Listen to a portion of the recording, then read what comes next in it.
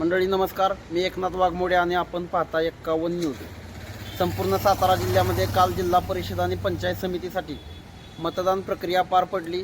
उद्या दिनांक 9 फेब्रुवारी 2026 रोजी मतमोजणी प्रक्रिया उद्या पार पडणार आहे। ही मतमोजणी नेमकी कशी असणार आहे, किती टेबल असणार आहेत आणि किती मतमोजणी प्रतिनिधी उमेदवारांनी आपापल्या सोबत किंवा त्या ठिकाणी ठेवायचे आहेत याविषयी संपूर्ण माहिती आपण जाणून घेणार आहोत निवडणूक निर्णय अधिकारी प्रवीण साळुंके यांच्याकडून। सातारा जिल्हा परिषद व मान पंचायत समिती सार्वत्रिक निवडणूक 2026 साठी काल दिनांक 7 फेब्रुवारी 2026 रोजी मतदान प्रक्रिया शांततेत पार पडलेली आहे। सर्व मतदारांनी त्यांचा भरघोस प्रतिसाद देऊन आपल्या तालुक्यामध्ये 70.74% मतदान झालेलं आहे। त्याची काउंटिंग म्हणजे मतमोजणी ही शासकीय धान्य गोडाऊन दहिवडी येथे होणार आहे।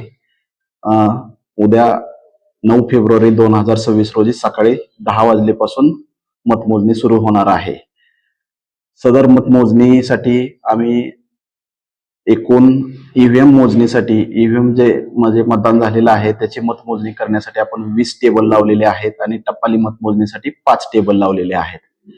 प्रत्येक पंचायत समिती निर्वाचक गणाची मतमोजणी ही 2 टेबलवर होईल, तर जिल्हा परिषद निवडणूक विभागाची मतमोजणी ही 4 टेबलवर होईल। म्हणजे एका फेरीमध्ये जिल्हा परिषद गटासाठी 4 मतदान केंद्राची मतमोजणी होईल, तर एका फेरीमध्ये पंचायत समिती निर्वाचक गणासाठी 2 मतदान केंद्राची मोजणी होईल। अशा रीतीने मतदान केंद्रानुसार ह्या प्रत्येक गणासाठी आणि गटासाठी फेऱ्या वेगवेगळ्या राहणार आहेत।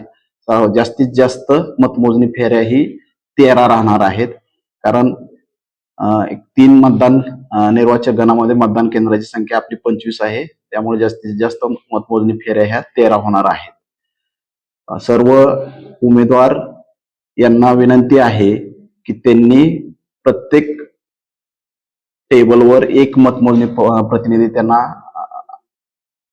नियुक्त करता येणार आहे, तरी ते नियुक्तीचे लेटर आणि ओळखपत्र हे आमच्याकडून आज दिनांक 8 फेब्रुवारी 2026 रोजी सायंकाळी 6 वाजेपर्यंत सर्वांनी घेऊन जावे अशी आपणास विनंती करीत आहे। आणि तसेच उद्या मतमोजणीकरिता आपण उमेदवार, निवडणूक प्रतिनिधी आणि त्यांचे मतमोजणी प्रतिनिधी यांनी सकाळी बरोबर 9:15 वाजता शासकीय धान्य गोडाऊन येथे उपस्थित राहावे अशी आपणा सर्वांना मी विनंती करीत आहे। सर्व उमेदवार यांना आणखी एक विनंती आहे की जिल्हा परिषद उमेदवार जे असतील त्यांना 5 मतमोजणी प्रतिनिधी नियुक्त करता येणार आहेत, तर पंचायत समितीचे निर्वाचक गणाचे जे उमेदवार आहेत त्यांना 3 मतमोजणी प्रतिनिधी नियुक्त करता येणार आहेत। त्यामुळे मतमोजणी प्रतिनिधीची नियुक्ती आजच सायंकाळी 6 वाजेपर्यंत आमच्याकडून त्यास मान्यता घ्यावी आणि त्याची ओळखपत्र घेऊन जावेत अशी नम्र विनंती। थँक्यू।